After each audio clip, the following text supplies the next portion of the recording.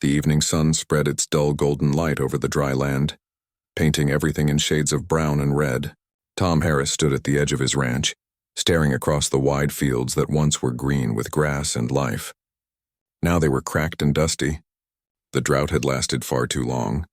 His cattle were thin, the water wells were almost empty, and hope seemed to fade with each setting sun. Tom was not a lazy man. He had worked on this land since he was a boy. His father and grandfather had built this ranch from nothing, and Tom had grown up dreaming of keeping their legacy alive. But hard work wasn't enough anymore. The rains had stopped coming and the land was dying. Every morning, Tom woke before sunrise trying to fix fences, carry water, and feed the few animals left. But every night he sat on his porch and watched the stars, wondering how much longer he could fight against something he couldn't control. He hadn't told anyone, but the bank had already warned him. If he missed one more payment, they would take everything. He had sold half his cattle already, and the rest were barely worth anything. His savings were gone. There were days when he skipped meals just to make sure the animals had something to eat. He had become quiet, spending his days in the fields and his nights thinking about the past. One Saturday morning, Tom decided to go to the small town nearby. He loaded what little hay he had left into his old truck and drove down the dusty road. His plan was to sell the hay and buy enough feed for the week. He told himself it was just another trip, but deep down he felt tired. Not just in his body, but in his heart. When he reached the market, it looked emptier than usual. The air smelled of dust and tiredness. People stood behind their stalls selling vegetables, eggs, or handmade crafts, but no one looked cheerful. Everyone in that town was struggling. The drought hadn't spared anyone. Farmers, shopkeepers, even the local baker, all of them had lost something. Tom parked his truck and started calling out to passers-by, trying to sell his hay. Some looked, some nodded politely, but no one bought anything. Hours passed and the sun climbed high in the sky. Sweat ran down Tom's back as he wiped his face with his old handkerchief. The few coins in his pocket clinked softly, not enough to buy even a full meal. As the afternoon faded, Tom packed up, disappointed once again. He was about to climb into his truck when he heard a small, trembling voice behind him. "Sir," the voice said softly. He turned around. Standing there was a little girl, maybe 8 or 9 years old.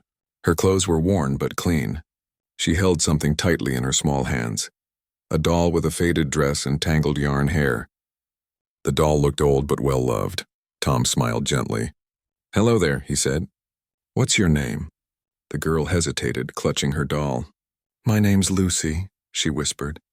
Her eyes were big, but they carried a kind of sadness that no child should have. Tom knelt down a little so he could see her face clearly. "Hi, Lucy, what brings you here?" She swallowed hard and said, almost in a whisper, Would you buy my doll?" Tom blinked. "Your doll?" he asked softly. "Why would you want to sell your doll, sweetheart?" Her eyes filled with tears, but she tried to be brave. "My brother hasn't eaten in 3 days," she said. "Mama is sick and we don't have any food left. I thought maybe, if I sell her, I can buy something for him." For a moment, Tom couldn't move. His heart felt like it had stopped beating. The world around him, the sound of people, the creak of wagons, the rustle of the wind, all faded away. He just stood there staring at that little girl with her doll. He looked at her hands, small and trembling, and at her doll, which was clearly something she loved very much. It wasn't just a toy. It was probably her only friend, her comfort in the nights when she went to bed hungry. Tom wanted to say something, anything, but the words got stuck in his throat. He felt helpless. He was barely surviving himself. He had only a few coins left, enough to buy his dinner and maybe some fuel for the truck. He took a deep breath and looked down at the coins in his rough, calloused hand. They weren't much, but suddenly they felt heavy, like they were burning his skin. Lucy waited quietly, her eyes full of hope. She didn't beg. She didn't cry. She just stood there, brave and patient, holding out her doll. Finally, Tom spoke, his voice trembling. "How much do you want for her?" Lucy looked at the doll, then at him. "Just enough for some bread," she whispered. Tom reached into his pocket and pulled out the coins. It wasn't much, but it was all he had left. He placed them gently into her hand. "I'll take your doll," he said softly. For the first time, Lucy smiled. It was a small, shy smile, but it lit up her whole face. "Thank you, sir," she said. Her voice was still soft, but it carried so much gratitude that Tom felt his eyes sting. She carefully handed him the doll, holding it for one last second before letting go. Then she ran off down the road, her bare feet kicking up dust. Tom stood there staring after her until she disappeared into the distance. Then he looked down at the doll in his hand. The sunlight caught on the doll's faded buttons, and he thought about how tightly Lucy had held it. He climbed into his truck, placed the doll on the seat beside him, and sat there for a long time. He didn't start the engine. He just sat staring at the empty street, thinking about that little girl and her brother. His stomach growled, reminding him that he hadn't eaten all day, but he didn't care anymore. The coins he'd given her were supposed to buy him a small meal. Now they would buy bread for 2 hungry children instead. As he finally started the truck and began driving home, the evening sky turned orange and pink. The doll sat beside him, silent and still, but Tom felt like it was watching him. For some reason, he couldn't look away from it. That night, he couldn't sleep. Every time he closed his eyes, he saw Lucy's face, her trembling lips, her hopeful eyes, and that small smile when he handed her the coins. He thought about her brother, about the hunger in that house, and about how a little girl had been willing to give up her only doll just to feed him. He turned on the lamp beside his bed and looked at the doll again.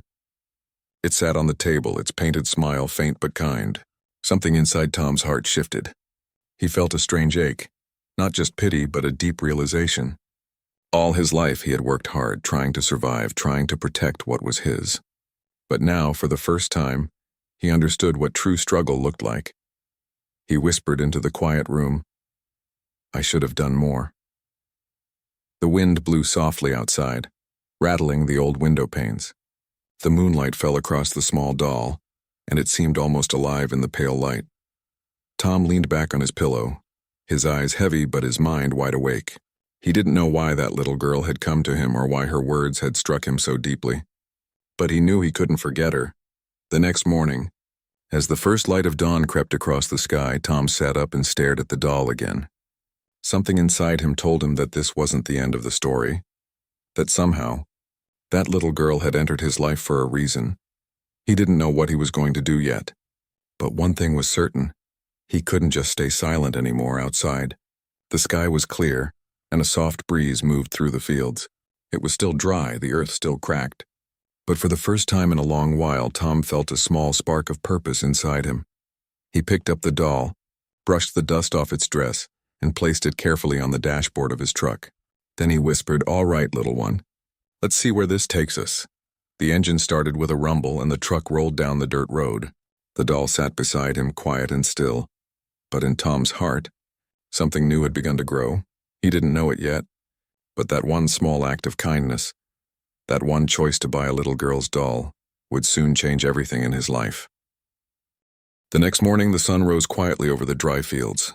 Tom Harris sat on the edge of his bed, still thinking about the little girl from the day before. He hadn't slept much. The image of Lucy's eyes, brave, sad, and full of hope, stayed with him all night. The doll sat on his bedside table, looking almost alive in the soft light. Tom rubbed his tired eyes and sighed. He couldn't shake the thought of that child and her brother. He kept wondering where they lived, if they had eaten, and whether the few coins he gave her had been enough to buy food. The feeling in his heart wasn't just worry. It was something deeper, something that pushed him to act.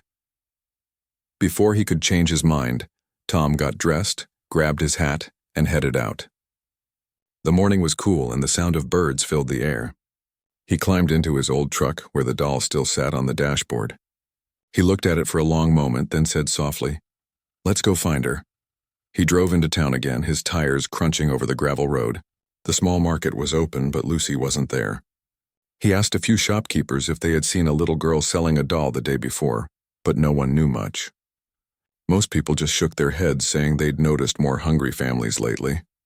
Finally, at the corner near the old bakery, Tom met an elderly woman sitting on a wooden bench. She looked at him kindly when he asked about the girl. After thinking for a moment, she nodded slowly and said, "There's a widow who lives near the edge of town. She's got 2 children, a boy and a girl. Poor things barely have anything to eat. Maybe that's who you're looking for." Tom thanked her and drove toward the direction she pointed. The road became rough and narrow, leading through dry grass and broken fences. At last he saw a small wooden cabin standing alone near a few dying trees. The roof was patched with old metal sheets and smoke rose weakly from the chimney. He parked his truck and stepped out, the doll still in his hand. For a moment he hesitated. He didn't know what to say or how they would react to a stranger knocking on their door. But his heart told him this was the right thing to do.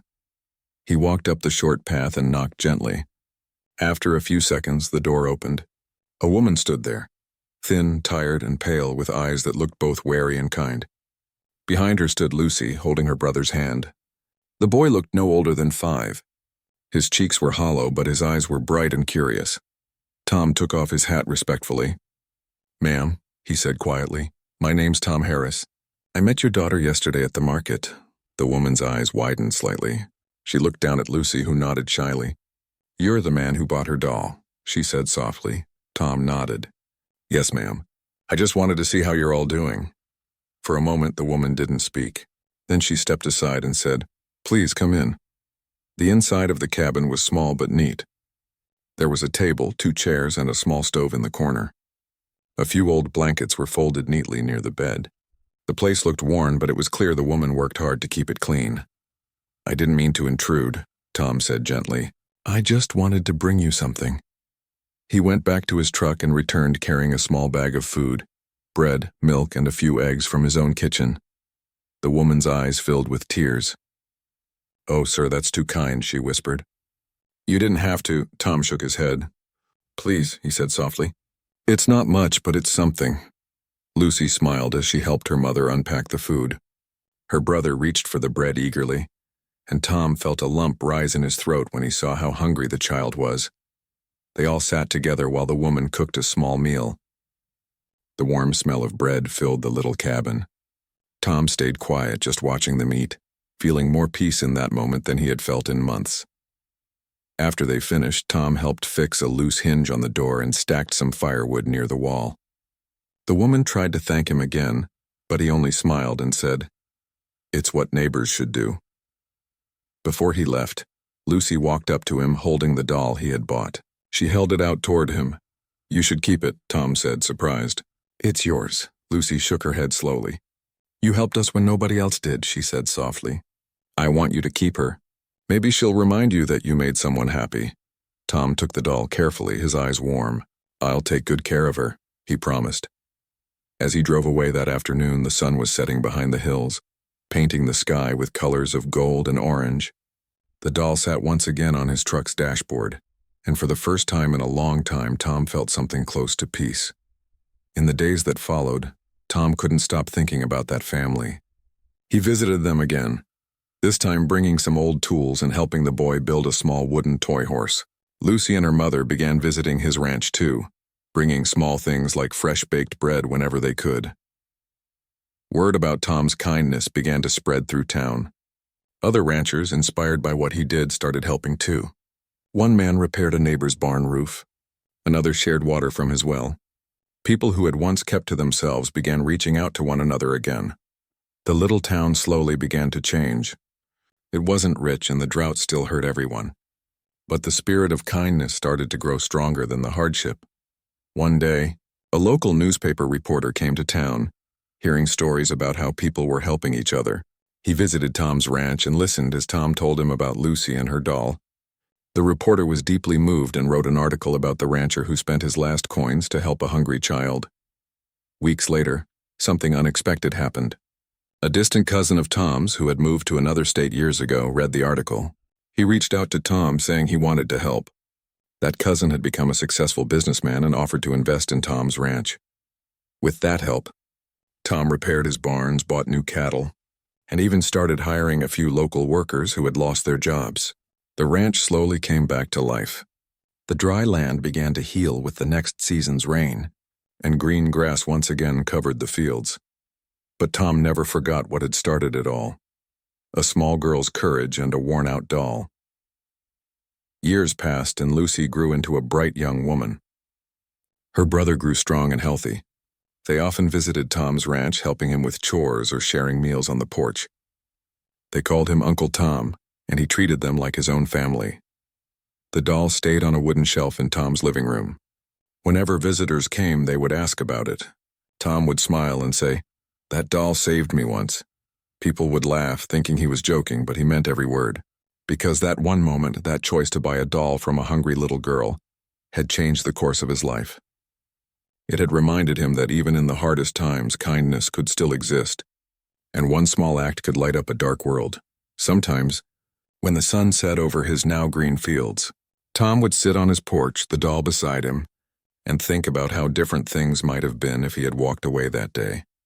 He knew now that life had strange ways of teaching lessons, not through comfort, but through compassion. He looked up at the evening sky, the same one that had watched over him in his darkest days, and whispered softly, "Thank you, Lucy." The wind carried his words across the open fields, and somewhere in the distance, the faint sound of laughter echoed, the laughter of two children who once went hungry, but now had hope. Tom smiled, his heart full. The land had life again. The town had warmth again. And he had found something far greater than wealth, the joy of giving. And every time he saw that little doll, with her faded dress and worn-out smile, he was reminded that sometimes even the smallest hands can change the biggest hearts.